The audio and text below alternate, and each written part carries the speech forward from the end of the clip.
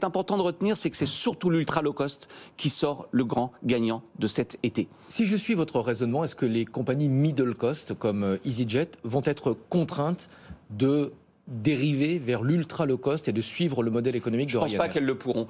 EasyJet, sa spécificité, c'est de décoller de grands aéroports tels que Orly, Roissy, et elle cible essentiellement une clientèle business. Ce qui veut dire qu'elle est en concurrence avec qui?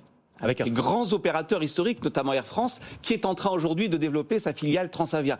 Nous l'avions d'ailleurs écrit dans la note en 2020 avec mon collègue Brechmier pour la Fondapol. Nous pensons que EasyJet est dans une position en fait beaucoup plus délicate parce qu'elle n'est pas seule sur le marché. Elle est sur une clientèle qui va peut-être moins revenir, vous l'avez dit tout à l'heure, les businessmen, et elle décolle de grands aéroports, donc avec des coûts beaucoup plus élevés. Pour donner un ordre de grandeur, un ticket moyen, bagages compris chez Ryanair avant la crise en 2019, c'était à peu près 50 €.